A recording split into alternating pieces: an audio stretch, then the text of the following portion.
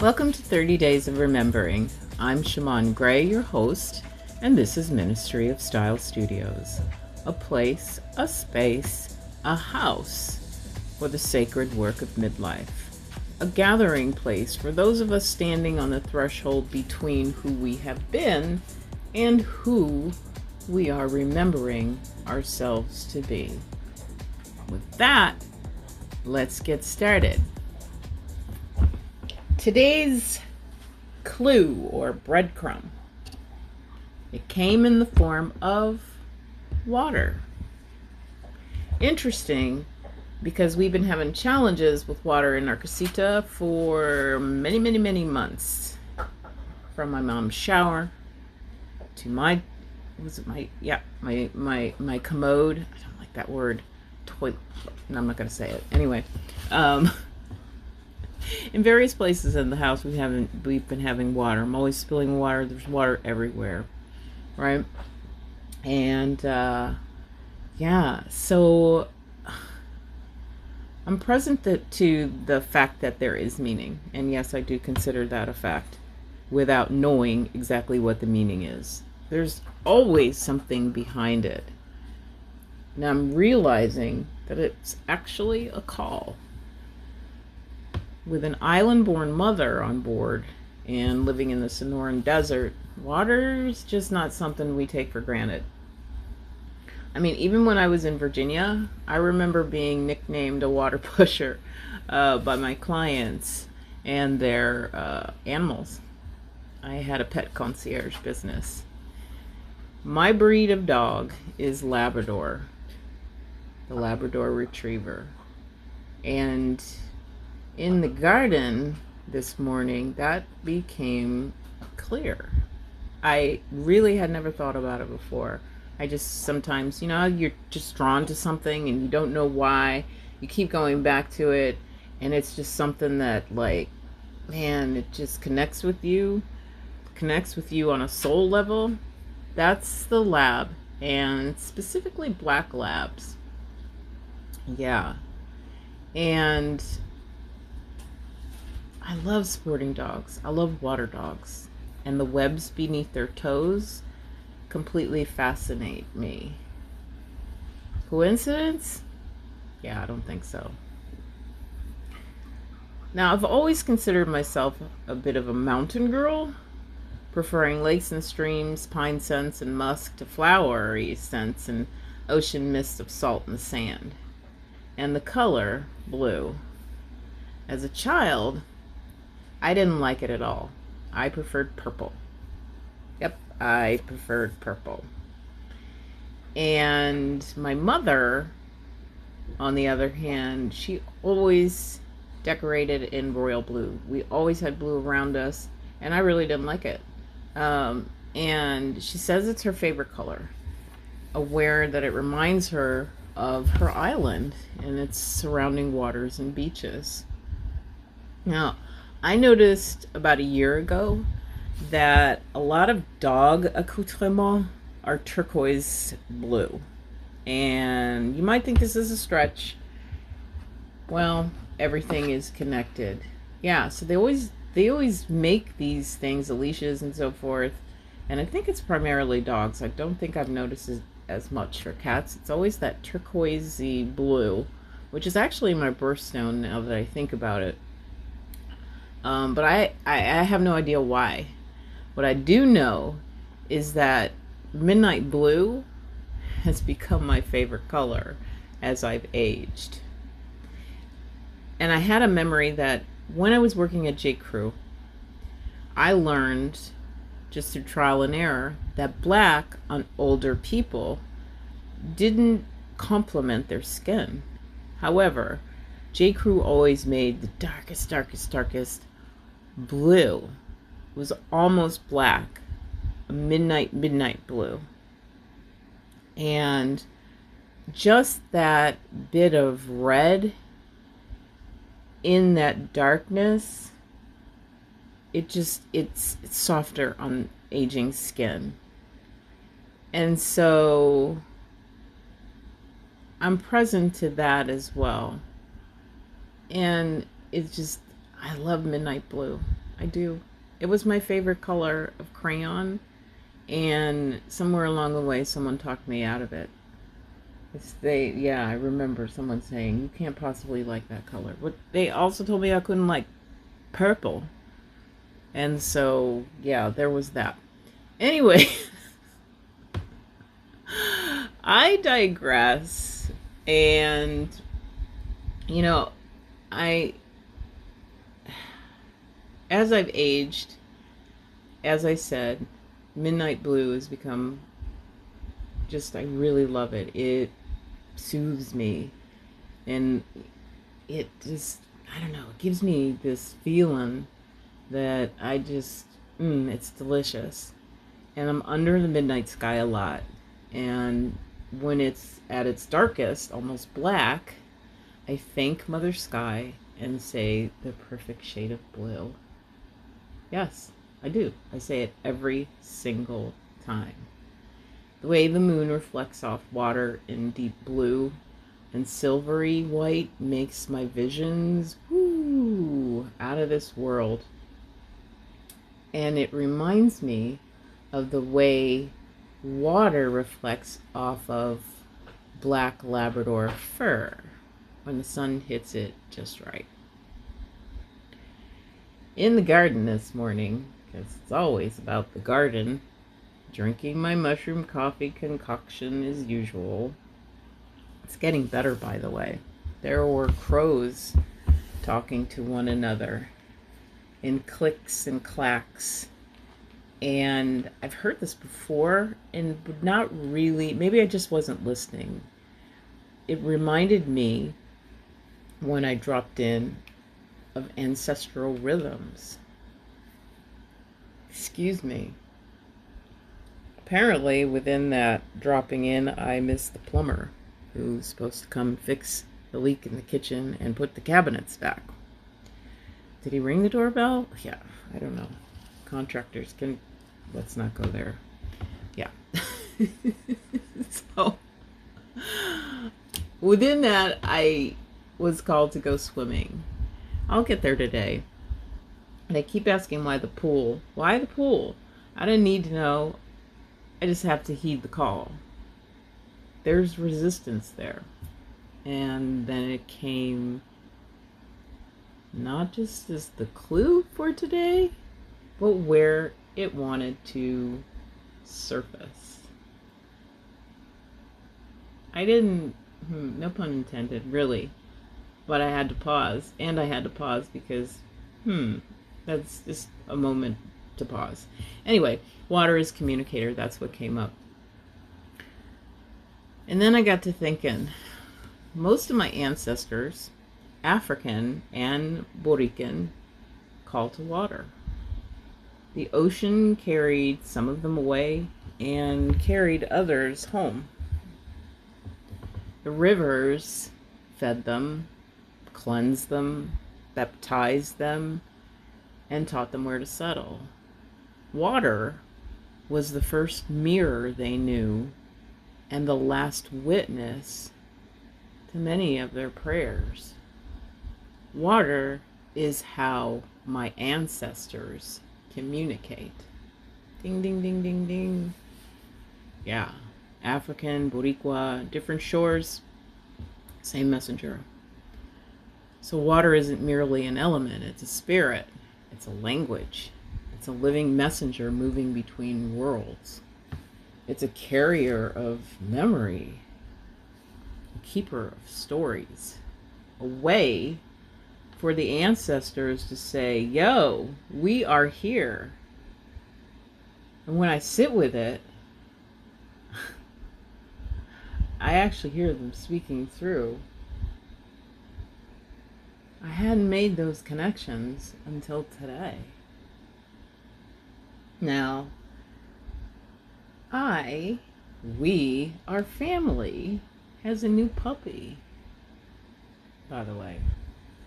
I can't remember if I spoke on that at some point in a different epi. Yeah, we have a new puppy, and he definitely called us in. My mom could not stop thinking about him, and his name is Shango. Look it up. I won't go. That'll take me on a whole nother tangent. So we've gone from Solomon, King Solomon, to Shango, a god, right? Shango Midnight Blue. He came with the name Midnight, and yeah, it stuck. And he's a black lab. And now that I think on it, perhaps today's clue has been here all along. The ancestors have been trying to speak to me for a long time. And I listen. But I think that one of my questions as of late is, how do I connect deeper to my guides, my ancestors? And water. Duh. Oh, Shango. The midnight blue sky, the turquoise, the pool, the leaks, the Labrador, the moon reflecting silver white across dark water, the crows speaking in rhythms while I sat in the garden this morning, completely missing the plumber. The clue was that water keeps showing up again and again and again. This is a thing I'm learning about spirit and guides dropping breadcrumbs or clues. They're pretty patient. Yeah, they have to be patient. Pretty strong personalities. They're probably pulling out their hairs. The clues rarely arrive all at once like we want them to, and sometimes they circle back and call from different directions until we're ready to hear what what they've been saying. Yeah, they have to be laughing like, come on, get it. Would you just get it? They're patient though. The clue was asking me to go to the water, and I will. More than that, it's asking me to listen. Which brings me to you. I'd like to offer that you take a look at what keeps showing up. What element, animal, song, color, dream, place, memory, body sensation, smell, a word, or a conversation that has been following you around lately on repeat. It's that thing that keeps tapping you on the shoulder and refusing to be ignored. What would that look like if you didn't brush it off as coincidence? Because, there really are no coincidences. There just aren't. We are meaning-making machines as human beings in these vessels. However, everything is connected. Everything. What if it's a breadcrumb, that smell? What if it's a messenger, that feeling? What if life is speaking directly to you in a language only your soul remembers? It's not something super tangible. It doesn't have to be. And I think sometimes that's where we get caught up. I have a practice for you. And I've not forgotten about 1991. That was the date on the penny from yesterday's epi. But I'm still waiting. I'm still waiting for y'all to tell me what that means for you. Seriously. I know exactly where the penny puts me, but I want to know where that puts you. I know who I was in 1991. I know what I was wearing, what I was dreaming. what I had not yet survived. I know which version was standing at the edge of a life she couldn't even imagine was possible for her. I, when I realized this, I was like, of course. I was about to experience my first dead show, The Grateful Dead, and my first mushroom journey. I mean, hello, changed the course of my life forever. So what about you, though? Where does your penny dated 1991 or a penny you picked up recently place you? If you've got a bowl of pennies, like Benny, the ghost, if you have a bowl of pennies, pick one out of there if you don't want to use 1991. But I encourage you to use the clue, because the clue is right here. What was happening in your world? What were you becoming? What were you pretending to be? Who have you remembered since then? And I offer that what rises when you see it, it may actually be the clue. Not to be redundant, but that's how clues work. And eventually, if we're paying attention, they lead us back to ourselves. Yeah. Now about the practice. Here's what I would like you to do. Find a glass of water, without gas preferably. Nothing fancy. Sit with it for a few moments and drop in. Before taking your first step, place one hand over your heart and one over the glass and close your eyes. Take the deepest breath you've taken all day and let it out. Oh yeah. And then I'd like you to ask Water Spirit, what are you trying to show me? And listen. Just listen. Try to forego rushing into an answer or forcing a meaning. Well, I'll just allow it to come. Okay? It could be a memory, a feeling, a name, a color, a smell, something you longed for. It could be your next step. Then when you're ready, drink it. Drink it slowly, drink it intentionally, and receive the medicine of remembering.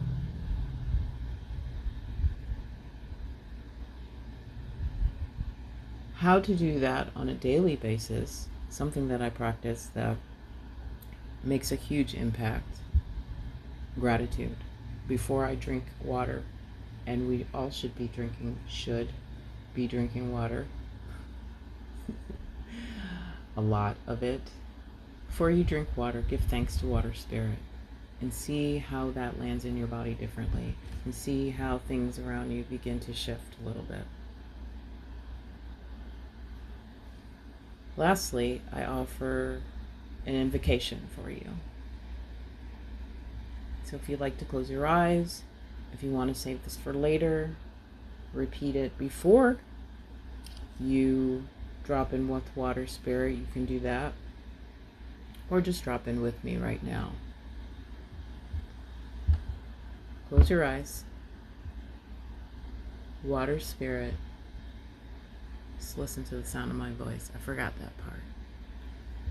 Water Spirit, teach me how to move around what cannot be moved. Teach me how to soften without losing my shape. Wash from me what no longer belongs. Return me to the current of my own remembering. May I flow where life is calling me. May I trust the river even when I cannot see the sea. And may I recognize the clues when they arrive, again and again and again. And so it is. Ashe, Amen, Aho.